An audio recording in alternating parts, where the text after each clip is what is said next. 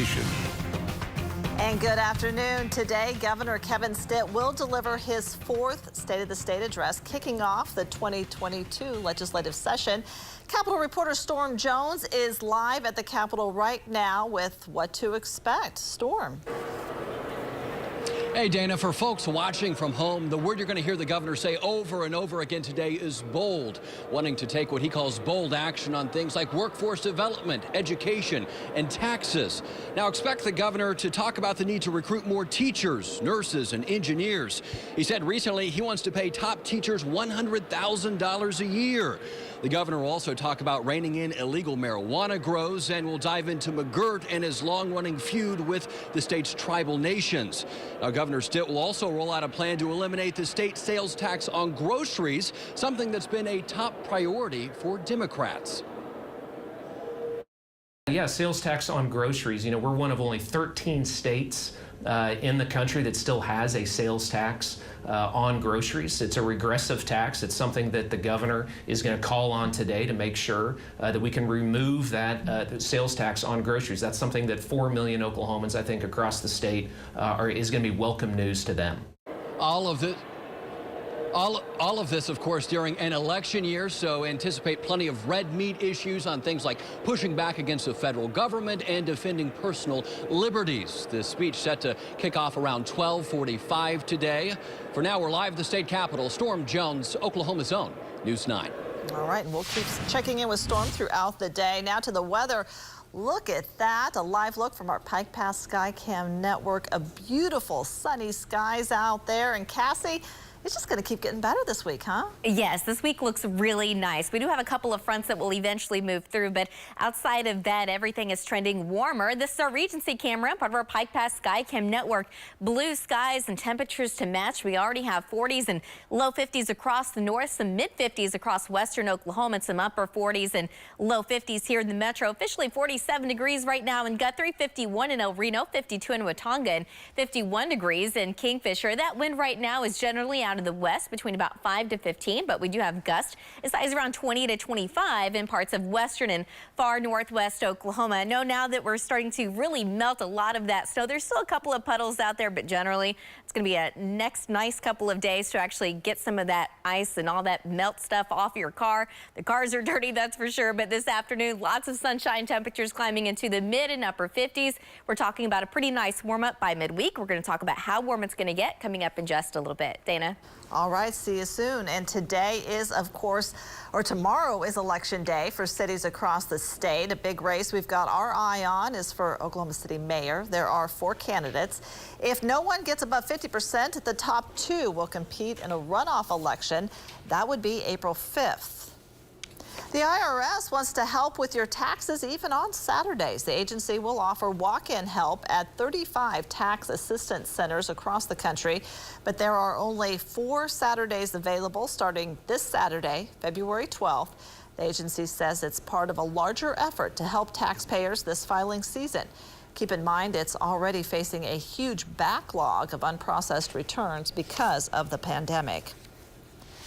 2 Oklahoma parents are behind bars after their children became ill from carbon monoxide poisoning in Indianapolis. Officers discovered children ages 2 and 8 years old were left inside a car while the parents were inside shopping. 41-year-old Antonio Kendall Davis and 26-year-old Brittany Chris Rogers are facing neglect charges. A woman is safe after she was found floating on an air mattress on Lake Texoma. This is quite the story. She was spotted by a train conductor who called for help. OHP says the woman says she tried to use the mattress to reach a boat. She was stranded for 2 days, and that was last week when it was so cold and snowy. In McCurtain County, deputies locate 1 of 4 escaped inmates. Colby Watson was found Saturday night after he, Justin Hughes, Donnie Middlebrooks, and Jerome Rutherford Jr. all escaped on February 3rd. Authorities say they are still looking for Hughes, Middlebrooks, and Rutherford. Broken Arrow police are searching for the person who hit and killed a 12-year-old boy who was sledding last Thursday. The child, known now as Austin Hathaway, was sledding down a main street when he got caught underneath a truck. Officers are looking for a white truck with dark windows and extended mirrors. The White House believes a Russian invasion of Ukraine could happen any day. The Kremlin has positioned roughly 110,000 troops along that nation's borders. Sources tell CBS News that's about 70% of the force being assembled for an offensive. Russia denies it's planning an attack and has accused the U.S. of trying to provoke a conflict. Still ahead, live coverage of Kevin Stitt's State of the State address and how you can help Oklahomans needing blood donations today. But first, you could be spending more on your significant other this Valentine's Day. We'll tell you why. Bath Planet is Oklahoma's leading bath remodeling company. We offer 2 price guarantees. First, Smith here, Sneed. Sneed here, Stark. Stark here, Stiegel. Stiegel here, Stearman. Stearman here, Sterling. Sterling here, Stinson. Stinson here, Strom. Strom. Tally. Tally. Townley. Townley. Turner. Turner. Van Kuren. Van Kuren here, Virgin. Virgin. Waldron. Waldron here, Walkie. Walkie here, Wallace. Wallace here, West Josh. West Josh here, West Kevin. West Kevin here, West Rick. West Rick here, West Tammy. West Tammy. West Tammy here, Williams. Williams here, Wolfley. Wolfley here, Worthen. Worthen here. Mr. Speaker, here. I hereby declare quorum present and the House of Representatives is duly assembled. Members, serving as our chaplain today is Pastor Joel Harder. The House chaplain, members, and guests in the gallery, please rise as you are able for the invocation. Following the invocation, please remain standing for recognition of the Veteran of the Week. Pastor Harder.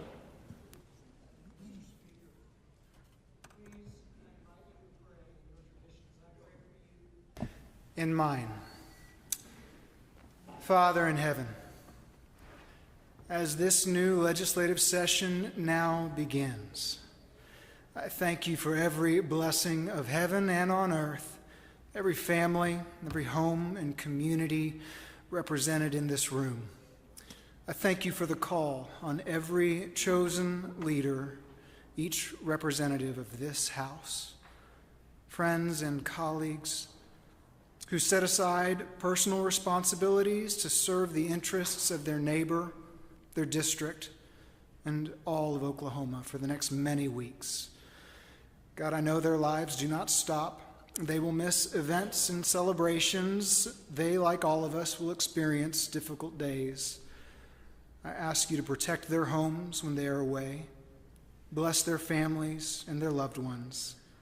It is a shared burden, and they will need grace along the way. But grace is what you promise. And grace is what we, too, can give. In Jesus' name I pray. Amen. Thank you, Pastor. At this time, Representative Humphrey, you are recognized for presentation of the Veteran of the Week, followed by the Pledge of Allegiance to be led by Mr. Savage. Representative Humphrey, you are recognized.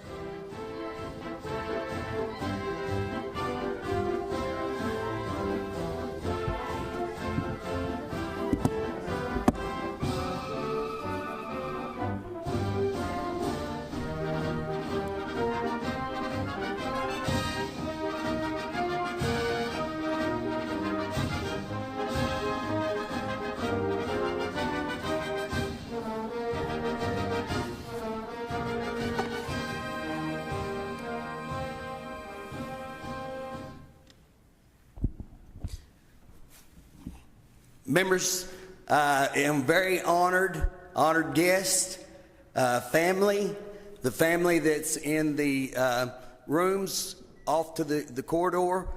We want to welcome you, and we just want to say how proud we are to honor Claude Albert Savage today. I want to say that the first time that I came to get sworn in to this hall I really expected it not to be as big of a deal, but when I got here, it was just an awesome occasion, and I was so honored to get to be a part and actually get to be sworn in. But I will tell you, there's never been a better honor today than to honor this man who has served.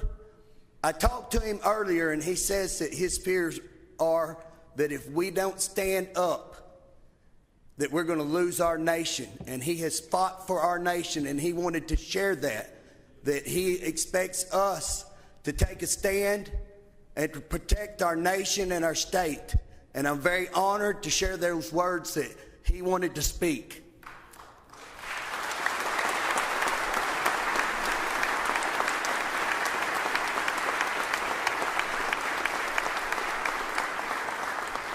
I would like to read a citation.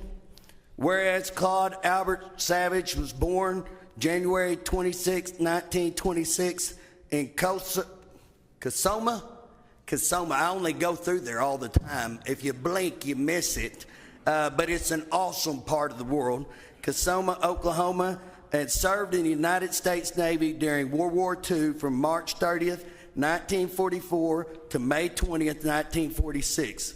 Whereas Claude Albert Savage, Seaman First Class, served on the USS Cape Vaughn, which was a Victoria-class merchant marine ship where he was tasked with logistics, support of war operations, and later transferred to the USS Bartlesville Victoria, a Victory-class ship purchased by Bartlesville, Oklahoma. He served as security, repelling and surviving attacks from submarines, torpedoes, and plots. Whereas Claude Albert Savage survived the Battle of Okinawa for 13 days and endured courageous barrage of naval gunfire and aircraft attacks, and continued to serve another year after the war ended until May 20th, 1946, providing support for American forces remaining and troops ferrying home. Whereas the state of Oklahoma holds our veterans in the highest esteem and appreciates the sacrifice and contributions they have made to preserve the freedoms and our way of life that we hold dear. Whereas Oklahoma House of Representatives, 58 legislators take great pride in honoring Claude Albert Savage. Would y'all join me and recognize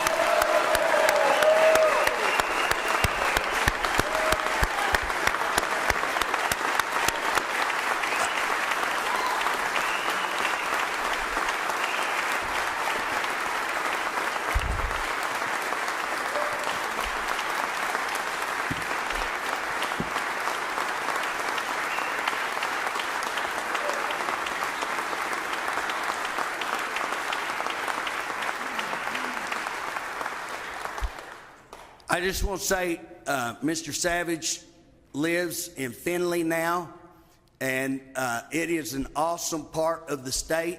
They had a wonderful rodeo. If you've never been to the wild cow milking at the Findlay Rodeo, you got to catch it. Wonderful deer hunting and an occasional Bigfoot. But the best part is his family, which is with us, the family that's in adjourning rooms. And we just want to say thank y'all for coming. We love y'all. Y'all are great, and we thank your support.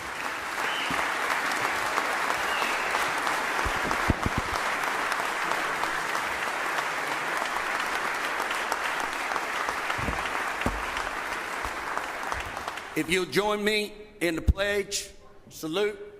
I pledge allegiance to the flag of the United States of America and to the republic for which it stands, one nation, under God, indivisible, with liberty and justice for all.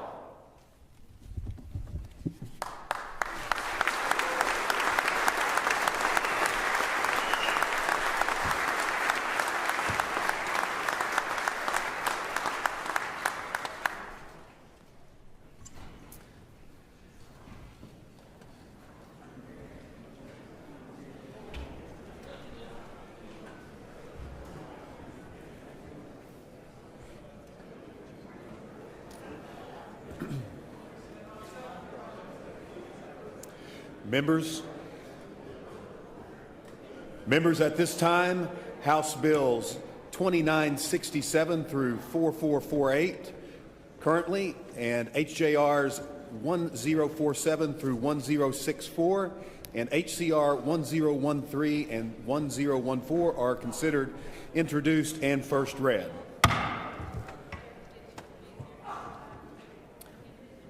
Members, the House officers and membership standing committees and standing conference committees for the second regular session of the 58th Legislature will be printed in the House Journal.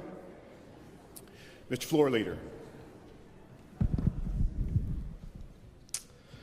Thank you, Mr. Speaker. I move that the report on mileage allowance that was prepared by the Office of the Comptroller be adopted, that the report be printed in the House Journal.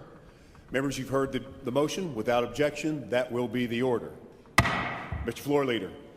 Thank you, Mr. Speaker. I move that each House member be provided an amount with the Comptroller not to exceed $2,000 for the acquisition of office supplies, stationery and cards, district mail, office holder expenses to be expended not later than the end of the member's legislative term or the end of the calendar year 2022, whichever date applies.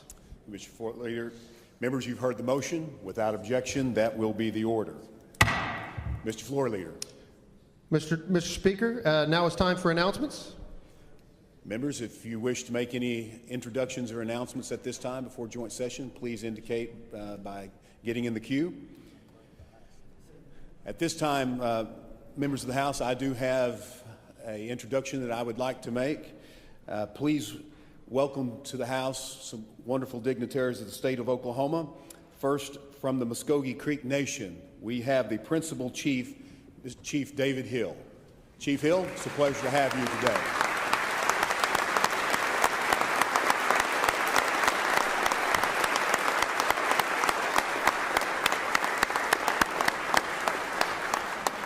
Also, I'd like to recognize Second Chief Del Beaver from the Muskogee Creek Nation.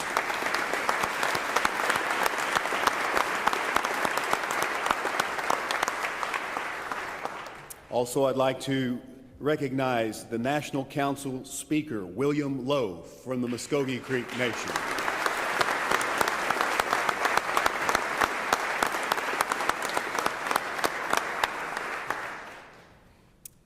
I would also like to recognize here as a guest of mine today, the President of the University of Oklahoma, Joe Harris.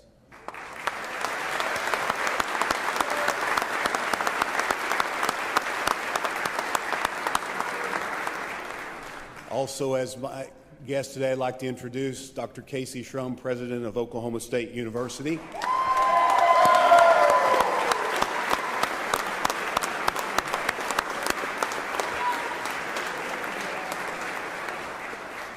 And ladies and gentlemen, the most important constituent from House District 22, Mrs. Stephanie McCall.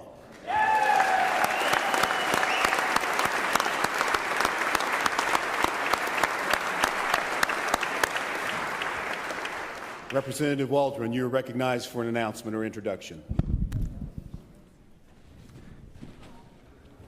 Thank you, Mr. Speaker. We are honored today to have with us former Representative Bruce Nemi. Bruce Nemi's in the House today.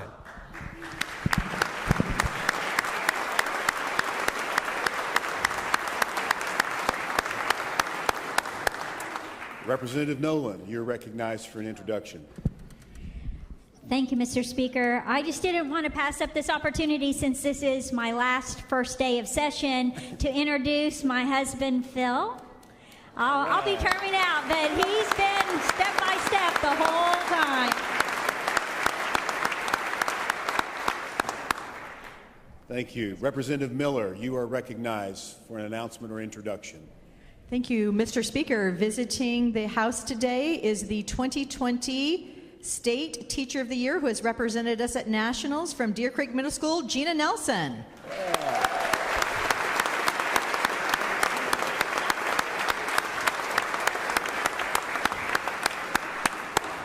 Thank you all for being here. Seeing no more introductions or announcements, Mr. Floor Leader. Thank you, Mr. Speaker. I move that the Honorable Senate be notified by message that the House is duly assembled and ready to convene the first joint session of the second regular session of the 58th Legislature to receive the Governor's message. Members, you've heard the motion. Without objection, hearing no objection, that will be the order. The House will stand at ease, awaiting the Honorable Senate.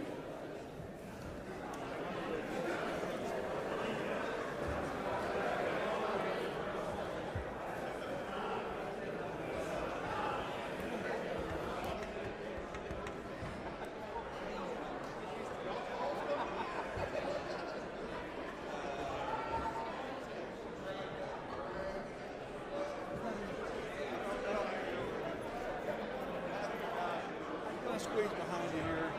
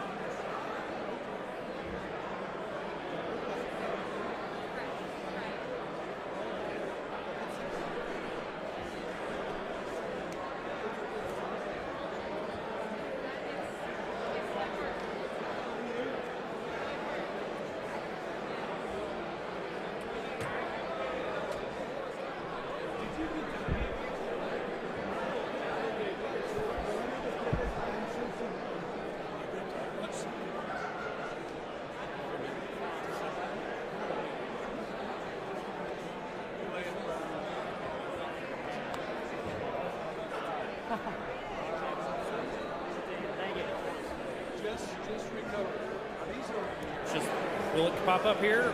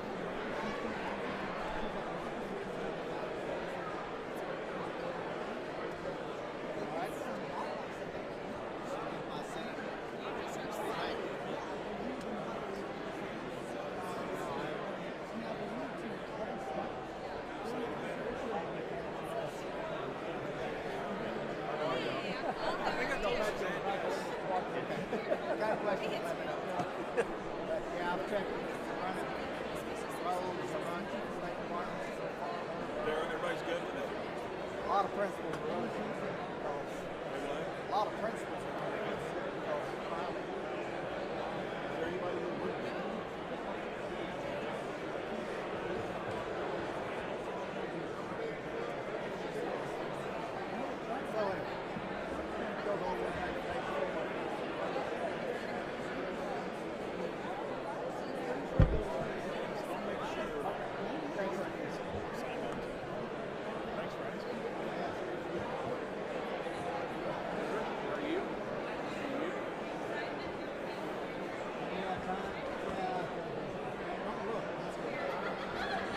Too much. Life keeps going on outside the school. I know. That's what I was just with Wagner. Just having that conversation. He walked up, and he's standing there, and I'm texting. It's like, it's amazing. He's come into this building, but he still needs to make sure that we get into and from baseball practice. Entry's got dad.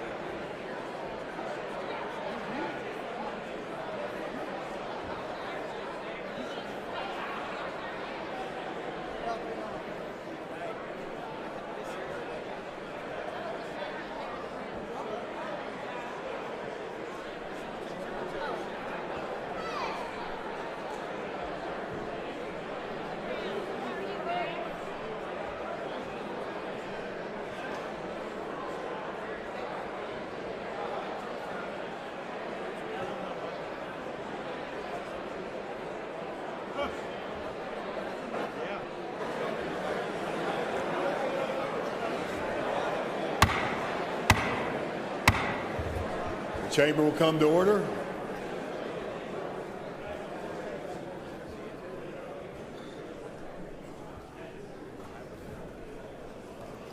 The Chamber will come to order.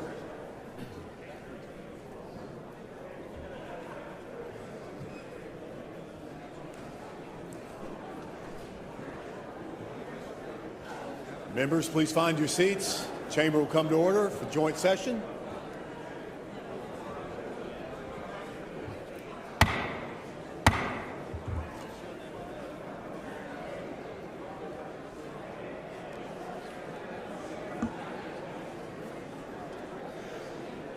The House will come to order.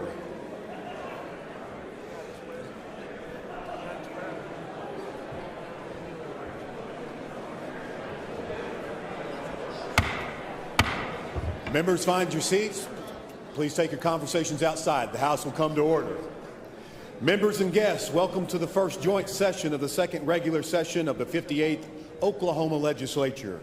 It is my pleasure to introduce the Lieutenant Governor of the state of Oklahoma, Matt Pinnell, to preside over the joint session.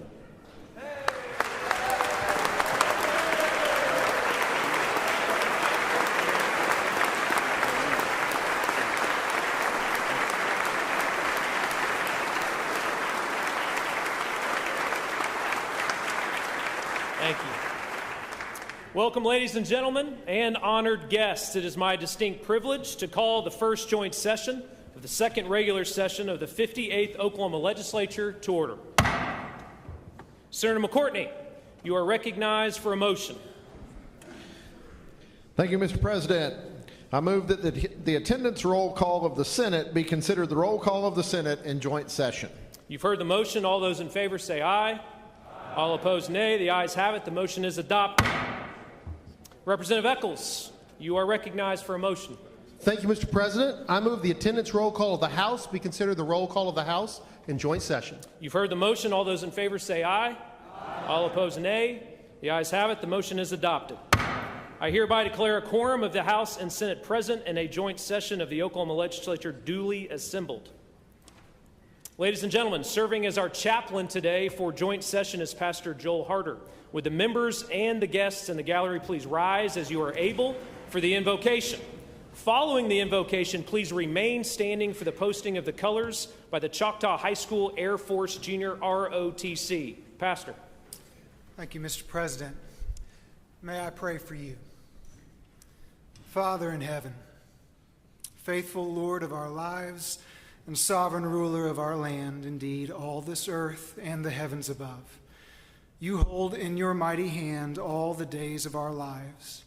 And we come to this day, this hour, this moment, with an eager expectation to set our minds and our hands to the task of this legislative session. These chosen leaders of our state come to serve the needs of the millions of Oklahomans they represent. Grant each one grace and wisdom, creativity and perseverance in this assignment and in the decisions they will make. And grant us humility to recognize that none of us, even the best of us, see fully what is good and true and beautiful. We need the wisdom, the experience and perspective of each other. And we need wisdom from above, from you. Then they will govern justly and lead us well. I pray for Speaker Charles McCall, Lieutenant Governor Matt Pinnell, President Pro Tem Senator Greg Treat. May they lead this legislature in both these bodies in word and action to skillfully navigate each day of this session. I pray for Democratic leaders, Representative Emily Virgin, Senator Kay Floyd. Fill them with all the fruit of your Spirit to lead with skill and conviction. For every member of these legislative bodies, bless their homes and their families, protect and sustain them. I pray now for Governor Kevin Stitt. Anoint his mind and his heart with your very present help and peace as he speaks to us and gives vision and direction. And now for all of Oklahoma, we pray for the same blessing first spoken by the prophet Isaiah. Do not fear, For God will pour water on thirsty land and streams of life on dry ground. Pour out your Spirit on our descendants and your blessing on our children. May they grow and flourish, and may all in Oklahoma thrive. This I pray in the name of Jesus, my Lord. Amen. Amen.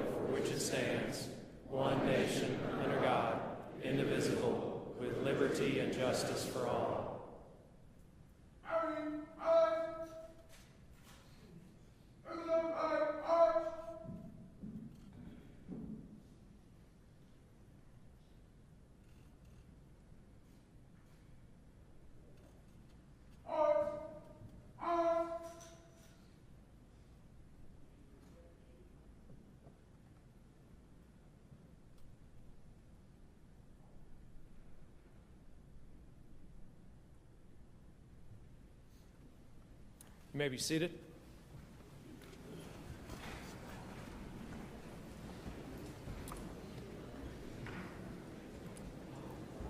Ladies and gentlemen, it is my honor at this time to recognize the officers of the executive branch and statewide officials. If you would please stand as you are able to be recognized.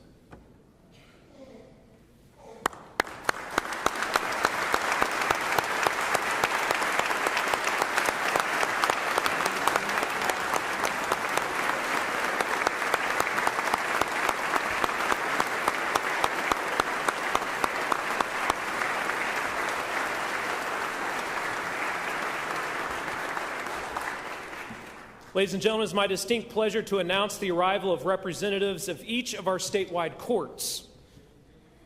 Please stand as you are able as the House and Senate Sergeant of Arms escorts the representatives of the Civil Appeals, Criminal Appeals, and Supreme Court into the chamber.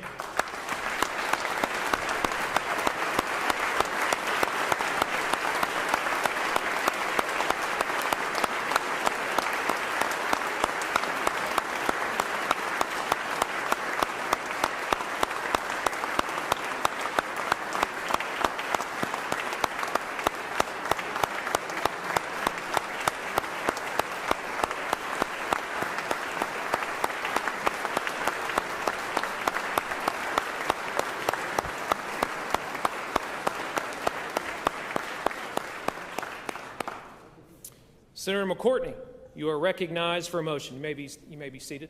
Senator McCourtney. Thank you, Mr. President. Mr. President, I move that the President of the Senate and the Speaker of the House appoint members from the Senate and the House respectively as a joint committee to notify the governor that the second regular session of the 58th Oklahoma Legislature is assembled in joint session and ready to receive him and hear his message. As the President of the Senate, I am appointing the following senators to serve on the Governor's Escort Committee: Senator Frank Simpson, Senator Marty Quinn, Senator Juliet Curt. Speaker McCall appoints the following representatives from the House: Representative Tommy Hardin, Representative J.D. Nolan, Representative Dustin Roberts, Representative Sean Roberts, Representative Todd Russ, Representative Emily Virgin. The Chair recognizes Senate Sergeant of Arms Adam Kane for an announcement.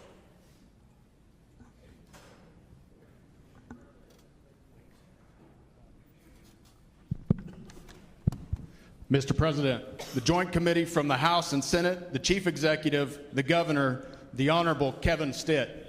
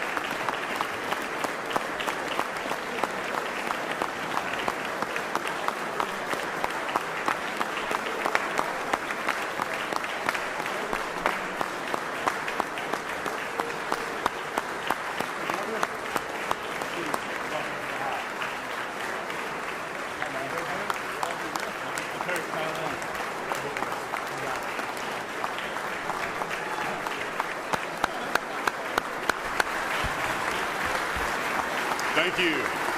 Thank y'all. Thank you so much. Thank you. Members. Thank you. Members of the legislature, executive officers, members of the judiciary, and people of Oklahoma. It is my distinct honor to recognize my friend, the Chief Executive, our Governor, Kevin Stitt. Thank you.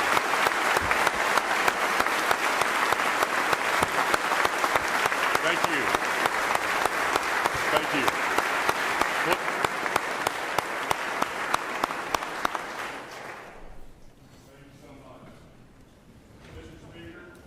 Mr. President Pro Tem, Lieutenant Governor Matt Pinnell, members of my cabinet, Mr. Chief Justice of the Supreme Court, Mr. Presiding Justice, Judge of the Court of Criminal Appeals, and my friends, the members of the 58th Legislature, tribal leaders, to my wonderful wife and partner, First Lady Sarah Stitt, and to my parents, thank you so much for being here. My brothers and my children mean so much.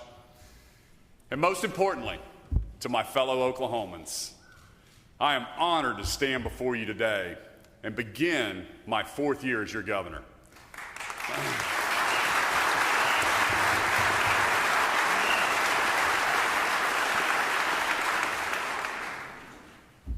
It has been a great privilege to lead our state. I am thankful to the citizens of Oklahoma and my Heavenly Father for giving me this opportunity.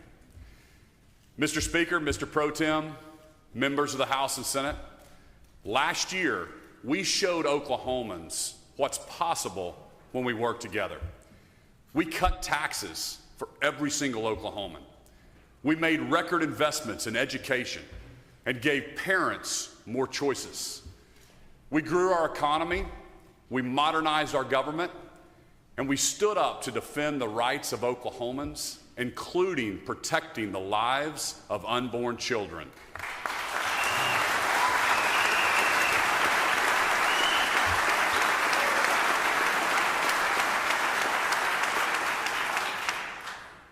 Today, I'm proud to say we are well positioned to continue our momentum to becoming a top 10 state. I want to praise my colleagues in the legislature for being fiscally conservative and responsible with taxpayer dollars. In the face of criticism, we stayed the course. We made smart decisions instead of going on a spending spree. It's a different story in Washington, D.C., and so are the results. Our national economy is struggling. Inflation is at a 40-year high. Gas and groceries are more expensive. Supply chain issues have made everything harder to find. But if you live in Oklahoma, it's a different story. While other states are shutting down their economies, we've never been more open for business.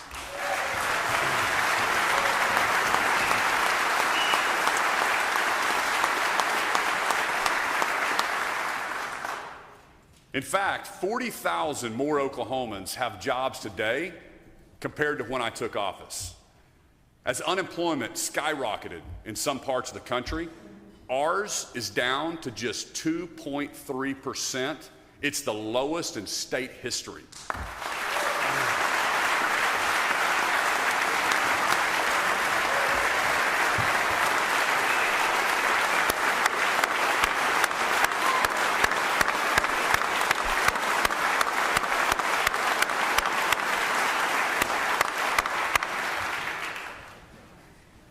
Across the country, a huge number of Americans are moving to states that value freedom and trust their citizens to make choices for themselves.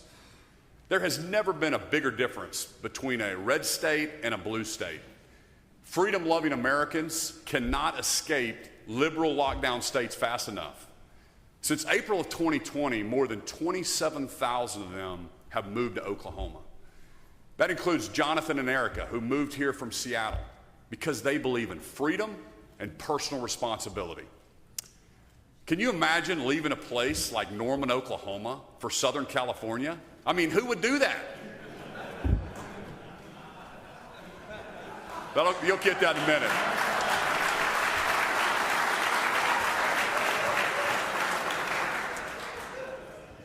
Oklahoma, I'm proud of the progress we've made in just 3 short years.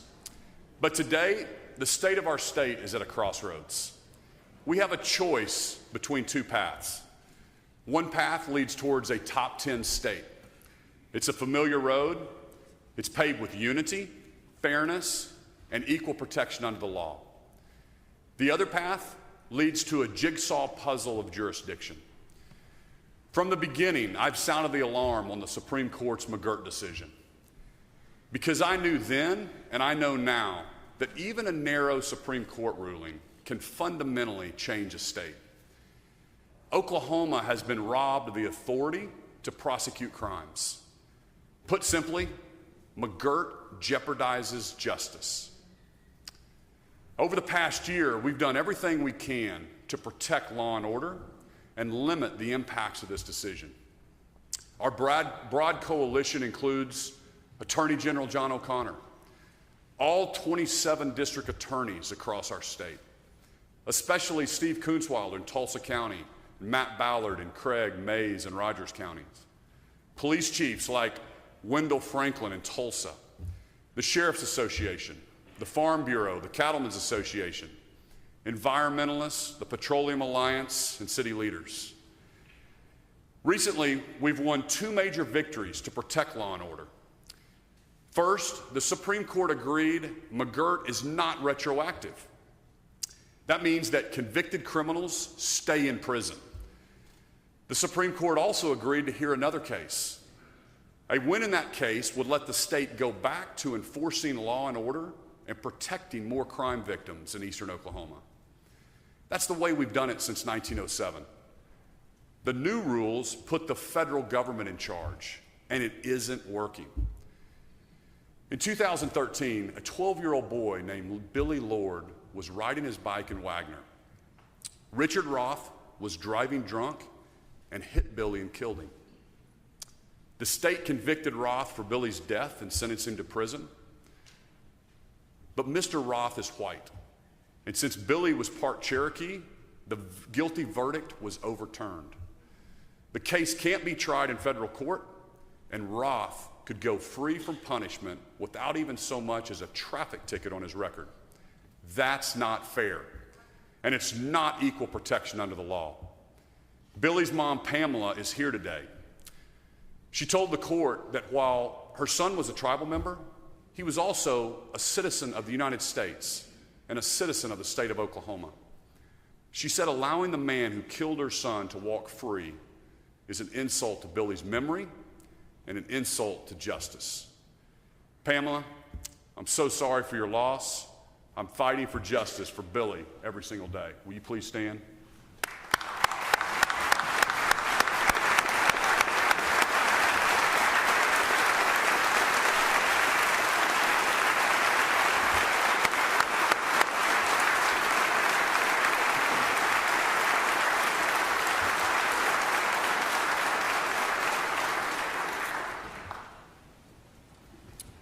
Surely, we can all agree that no crime should go unpunished.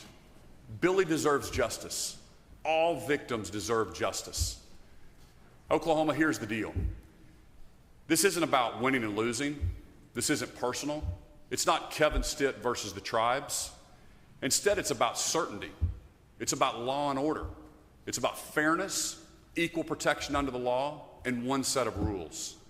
We're all Oklahomans. Let's work together to solve this. With that, let me turn over to our legislative agenda for this session.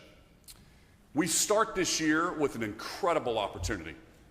Oklahomans have elected the largest supermajority in state history. We have a very clear mandate to enact conservative policies that protect liberty and defend against the Biden administration's federal overreach.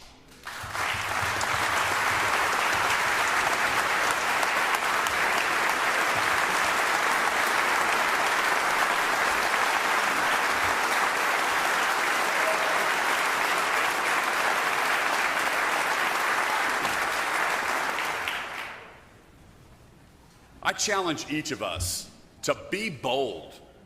Let's capitalize on the opportunity we have and let's make Oklahoma a top 10 state. To reach our destination, we need a map to stay on course. Our roadmap to top 10 has 4 checkpoints.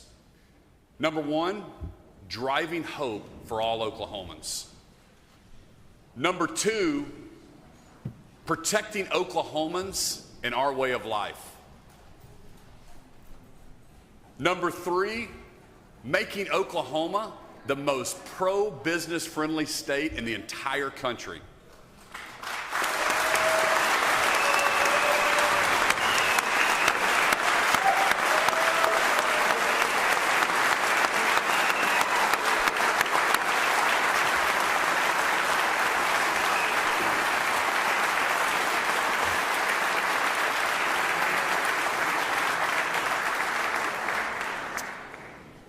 And number 4, delivering taxpayers more for their money. Let's start with driving hope for all Oklahomans.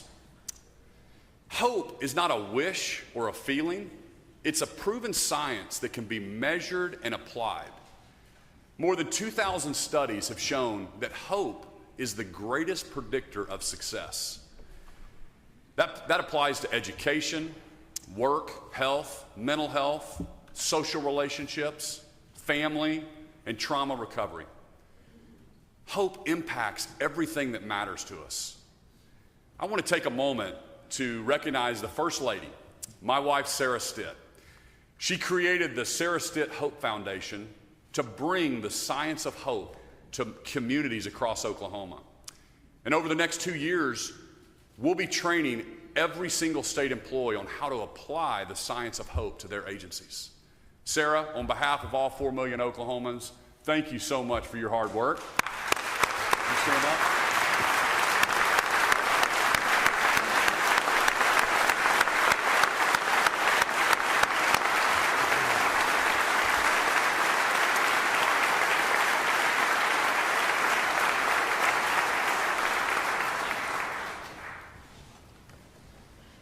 We can drive hope for all Oklahomans through education.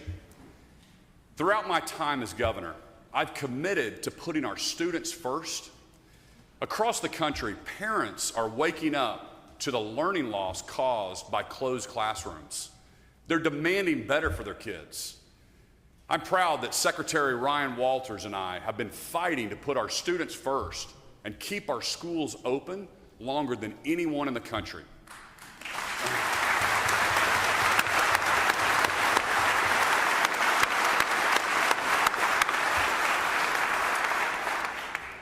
In Oklahoma, we listen to parents because we know God gave kids to parents, not to the government.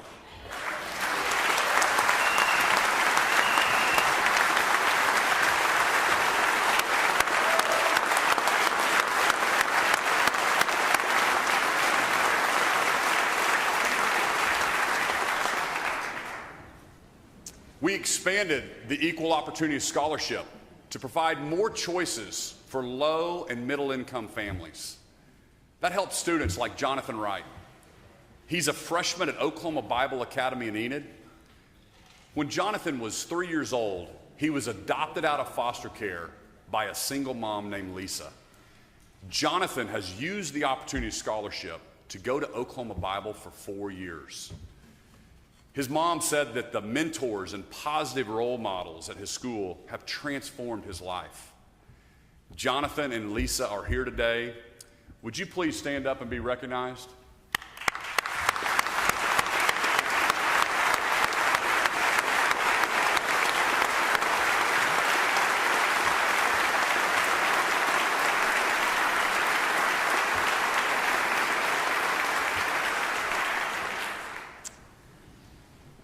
We provided record funding for all public schools, including charter and rural schools.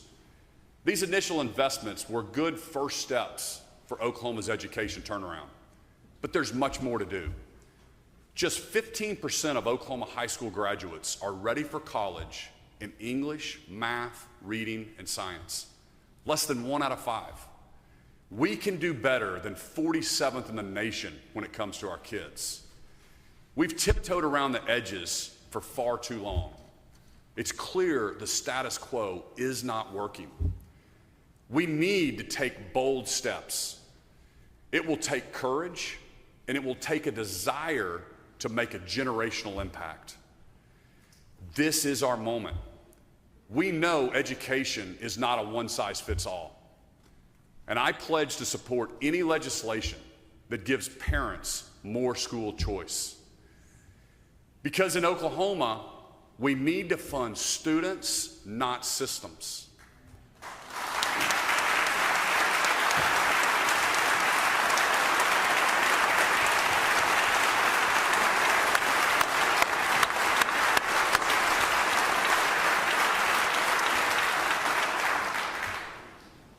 Pro Tem Treat filed a bill called the Oklahoma Empowerment Act. It makes sure that money follows the student, and it would make us a national leader in school choice. Let me be clear. Oklahoma has a lot of great schools, but the results don't lie. We need new ideas, we need more options, and we need higher standards for our kids. This is just common sense. We have a duty to make sure nothing stands in the way of an Oklahoma student achieving their full potential. And there are roadblocks, literally. State law creates artificial barriers for school districts that don't put our students first. Our school transportation formula is outdated and it's broken. We desperately need to modernize it. Another roadblock in our current systems keeps some of the best teachers out of the classroom. Right now, some talented teachers choose to leave the classroom to make more money as an administrator. Oklahoma students can't be the best without the best teachers. That's why I'm proposing matching funds so that our best teachers can make six-figure salaries and stay in the classroom. It's the right thing to do for our teachers and for our kids.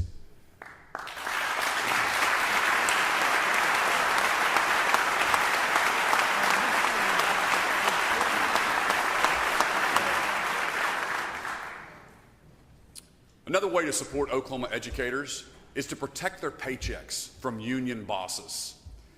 The same unions that have pushed critical race theory and school closures intimidate new teachers into handing over part of their salaries. Liberal unions want to keep a stranglehold on their cut of teacher pay. Enough is enough. Every other profession lets you opt in to health insurance and other benefits at work every single year. Unions should be opt-in, not opt-out. The second checkpoint on our road to top 10 is protecting Oklahomans and our way of life. As elected officials, this is one of our most important duties. We can't do that if we don't focus on securing fairness and safety in the medical marijuana industry. To the citizens of rural Oklahoma, I hear you. This is causing major problems in our communities, and we must get it under control.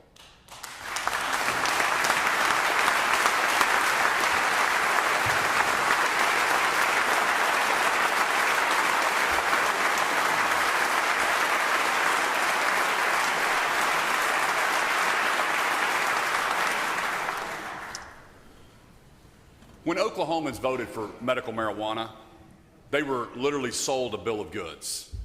The state question was misleading, and it has tied our hands as we regulate the industry. Because of that state question, Oklahoma charges just $2,500 for a commercial license.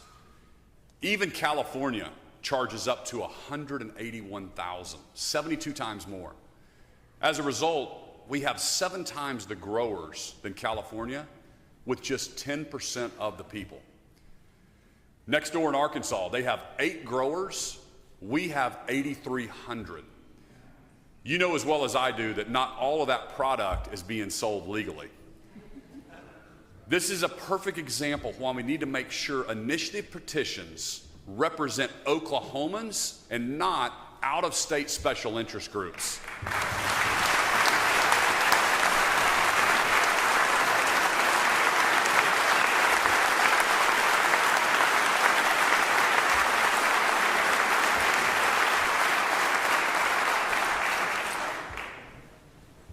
Oklahomans deserve to know the details before voting to change our Constitution. While we can't change the past, we can learn from it and improve our future. We are getting the right leaders in place and untying their hands to enforce the laws. I've directed our law enforcement to crack down hard on the black market. Agents have been in the field making arrests. Let me be clear. Drug cartels, organized crime, foreign bad actors have no place in the state of Oklahoma.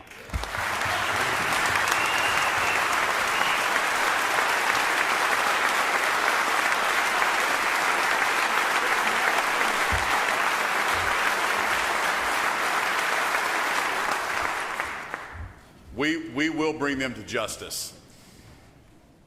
Oklahoma is a proud law and order state. As other states and cities are still defunding their police, we have a chance to stand apart. Brave men and women who put their lives on the line deserve leaders who will have their back. Now is the time to transform and modernize our state law enforcement system into the nation's best. To do this, we need to tackle 4 critical areas: the recruitment, retention, the health and training of our troopers, our agents, and investigators. First, we must protect our officers. Mental health does not discriminate. Depression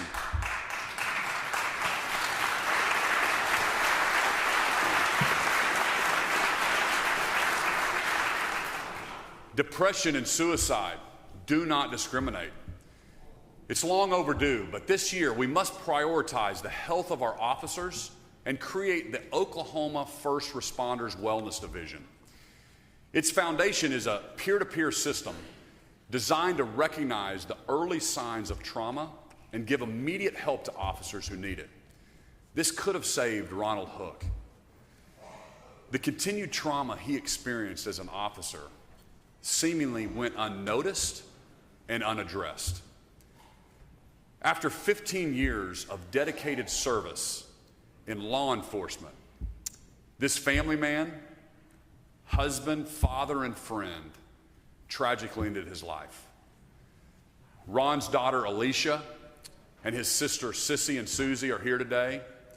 They support creating this wellness division so other officers and their families won't experience this same tragedy. Alicia, Sissy, and Susie, so sorry for the loss of your dad and your brother. Thank you so much for being here today.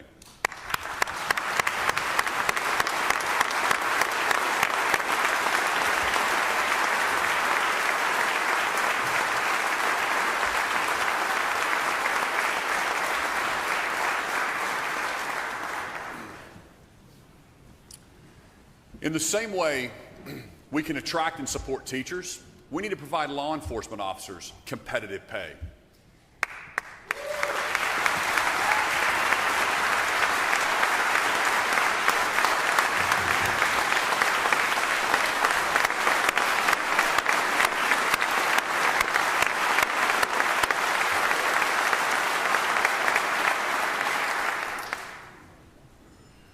We need to provide the best training available, more career options. I'm requesting that we pool our resources and build a joint statewide training facility. Officers put their lives on the line every single day. The least we can do in return is provide them with the highest quality training.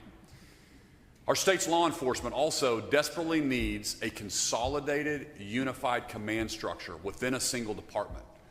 43 other states have this. Oklahoma needs to get it done. A unified command will create the career growth opportunities that today's recruits expect. I want to pause here and I want to thank each of our brave men and women in law enforcement who sacrifice each day to keep our communities safe.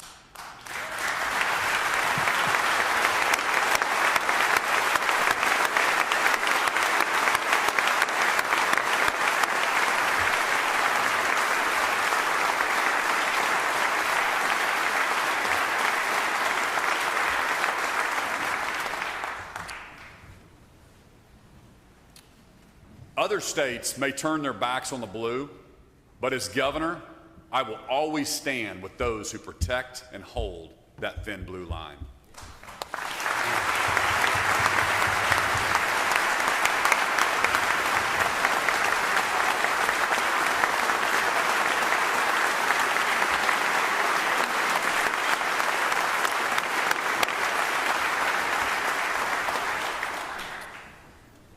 Our third top 10 checkpoint is making Oklahoma the most business-friendly state in the country. Last year's pro-business policies are already paying dividends. Canoo, an electric vehicle manufacturer, is a perfect example. Last summer, Canoo announced it will open a factory in Pryor next year and bring 2,000 jobs to Oklahoma. Canoo's CEO, Tony Aquila, said he chose Oklahoma because he wants to be where the puck is going, not where it's been. Since Canoo's initial announcement, it added a technology hub, software development, customer support and financing centers to Oklahoma. That's at least 700 more high-paying jobs to our state. Tony Aquila is here in the gallery today. Tony, thank you for believing in Oklahoma and for helping to pioneer the future of our economy. Tony, please stand up.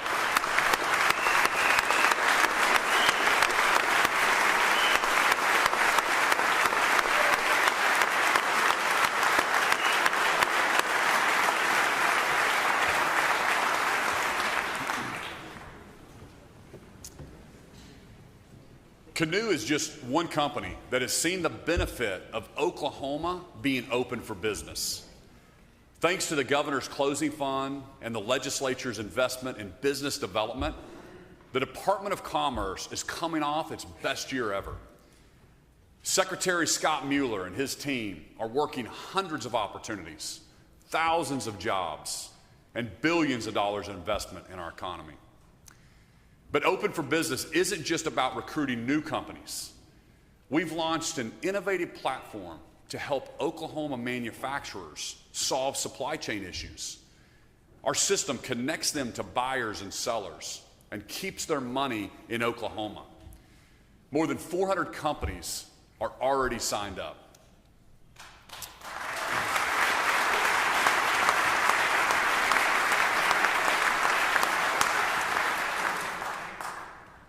We are delivering on creating jobs and growing our economy. But we are at a critical junction when it comes to our state's workforce. Across the nation and here in our state, businesses are struggling to find the employees they need. We need more nurses, more teachers, more engineers. Tinker Air Force Base is rapidly expanding. I met with the Secretary of the Air Force at the Pentagon because we expect to add 6,000 to 10,000 jobs there over the next 5 years. Our state's workforce needs to grow at the same pace as our businesses. That means we have to be bold. Our entire education system must be aligned and motivated to meet this challenge head on. Let's tear down silos between K through 12, career techs, and higher ed to train the next generation. Every student needs to be college ready or career ready.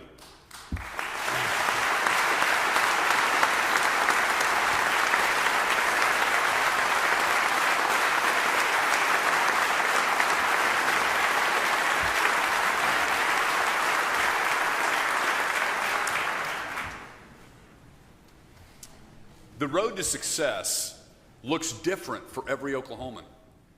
We're all made in God's image, and He has a unique plan for each of our lives. That's why we have to provide career paths to match the skills of our students with the jobs in our communities. Let's increase apprenticeships in high school and pathways to jobs that don't require a college degree. Let's align and leverage our system to train every Oklahoman with the skills they need to provide for their family. In the middle of a nursing shortage, our universities can't be turning away qualified applicants like they are now. Instead, we need to reward universities for producing graduates in critical areas. Our state depends on it.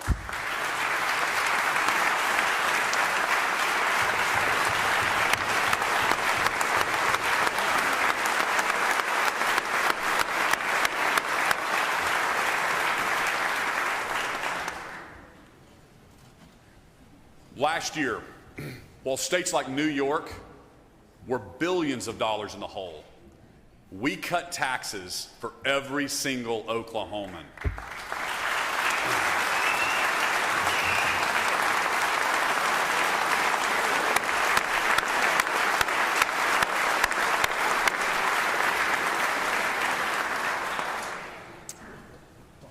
We took care of the 300,000 working families being hit the hardest by increasing the earned income tax credit. We can and we should do more for Oklahoma families. That's why I'm proposing to eliminate the grocery tax.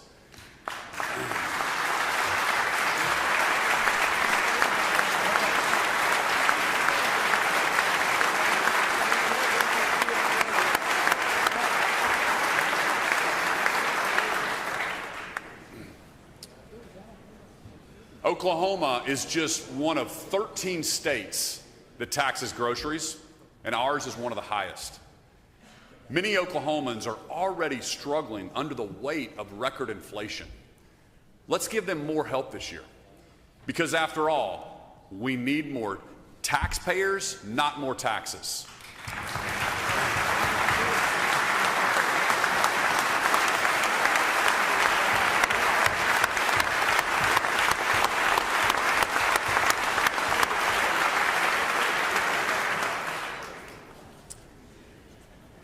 States across the country are continuing to cut taxes on their citizens. 9 states don't charge a personal income tax. Many others are racing to join them. We can't be left behind. My vision is to create a taxpayer protection plan that responsibly lowers income taxes according to our state revenue. Cutting taxes based on how our economy grows ensures we'll always have money to pay for core services like education and roads and bridges. And as our economy grows, Oklahomans share in our success by keeping more of their hard-earned money. I look forward to working with the legislature to modernizing our tax code this session. Another way to do that is to get rid of the income tax on military retirement benefits.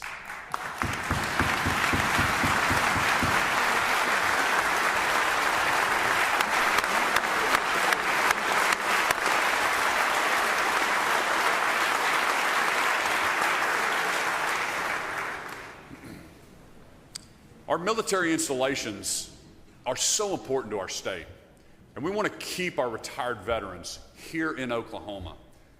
It's a common sense way to support those who defend our freedom. Let's get it done. The fourth and final checkpoint on the road to top 10 is delivering taxpayers more for their money. This requires strategic investments in modernizing government agencies, transparency, building our savings account, and infrastructure. Oklahomans hired me as governor because they wanted their government to run more like a business. From day one, I've challenged my agency heads to deliver taxpayers more for their money. We're doing it by making agencies more effective and responsive to our citizens, not by growing government.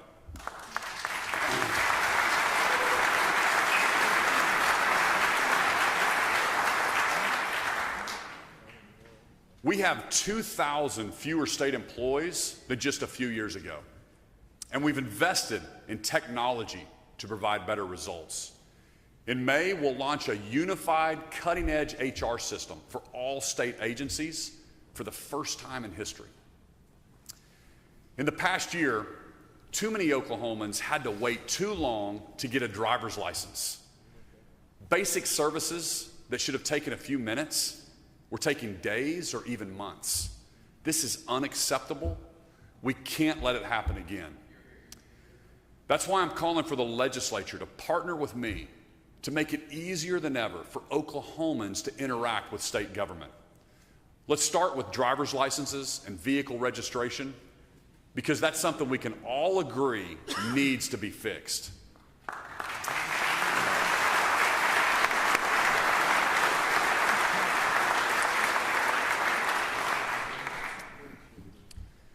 There's not a business in the world that measures its success based on how much money it spends. Government should be no different. I want to thank this legislature for its commitment to transparency, especially in education. Last year, I worked with 22 state lawmakers to request the first ever comprehensive audit of the Oklahoma State Department of Education.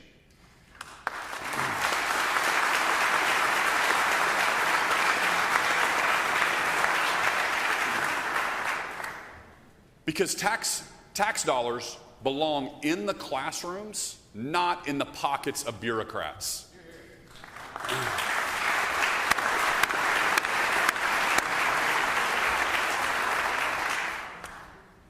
There are no rubber stamps and blank checks on my watch. That's why we're launching a new budgeting process for our agencies. It's called Transparent Oklahoma Performance. You can track our progress online at top.ok.gov. And I will keep shining a light to protect taxpayers and hold our government accountable. I also want to applaud the legislature for prioritizing savings over spending. Today, we have the largest savings account in our state's history with over $2 billion.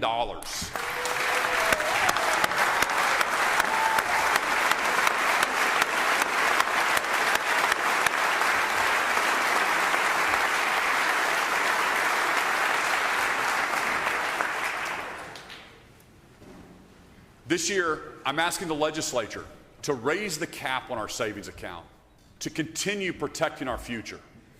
This would give us financial security and the ability to make strategic investments like never in our state's history. One of the ways we can make a generational impact is by investing in infrastructure. Secretary of Transportation Tim Gatz has taken this challenge head on. Across the state, we're improving pavement and safety on urban and rural highways. We've made it to top 10 in bridges. A major project at 235 and 44 is almost complete.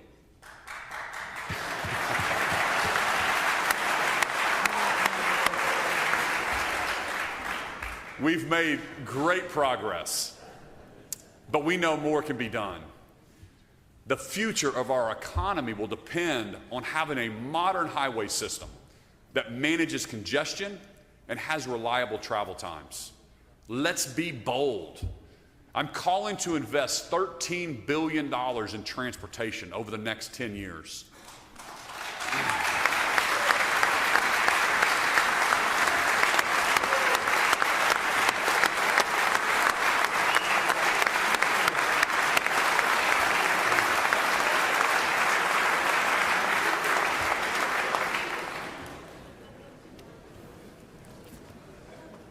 This will close the loops around Oklahoma City and Tulsa.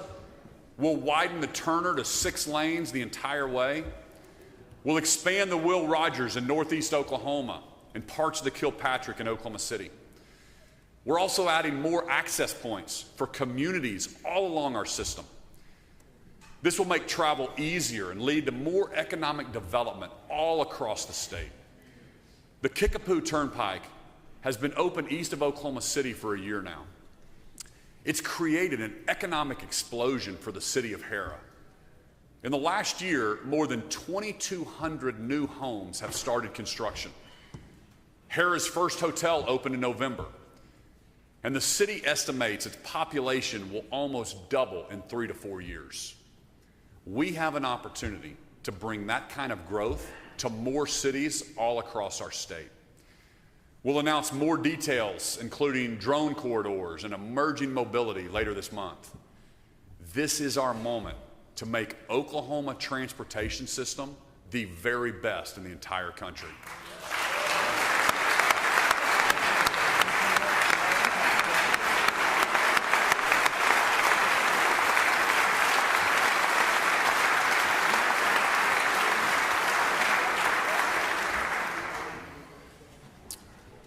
Infrastructure is not the only place we can make a generational impact.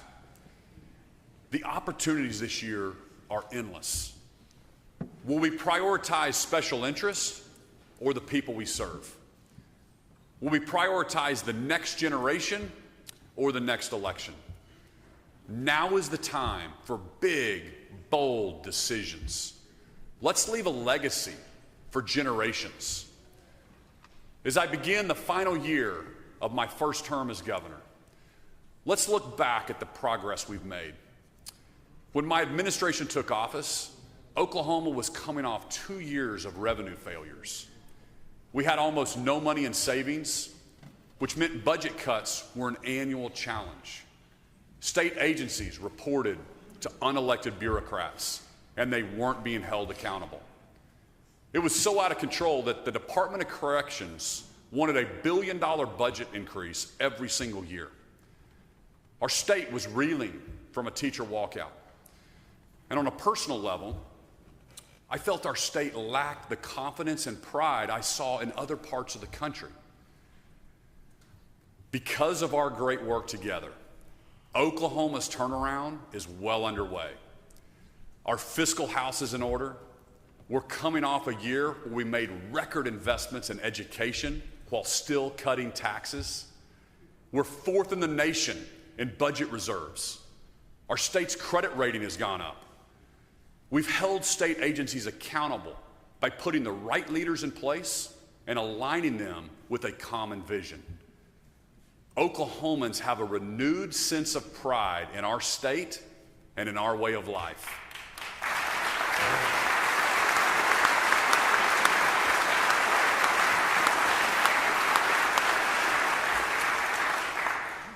Thousands of people across the country have said, sign me up. They're moving here to be part of the turnaround that's happening in our state. But to get to top 10, we can't be satisfied with the status quo. Jim Collins wrote in his book, Good to Great, good is the enemy of great. Will Rogers put it another way.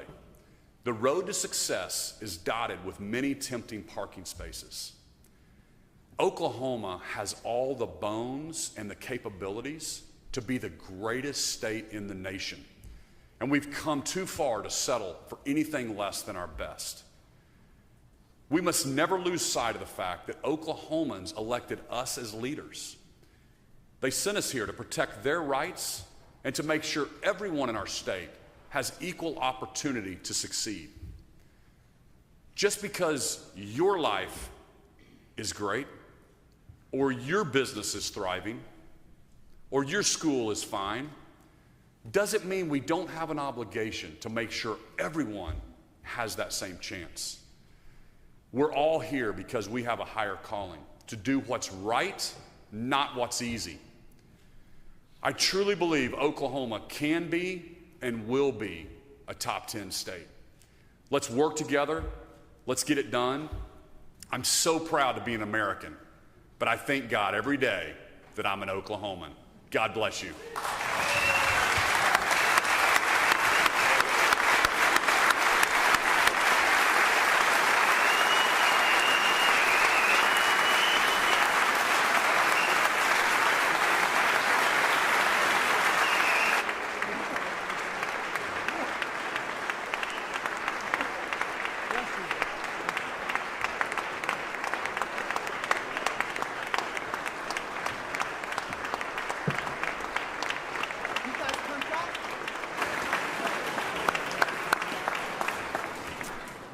Representative Eccles, you're recognized for a motion.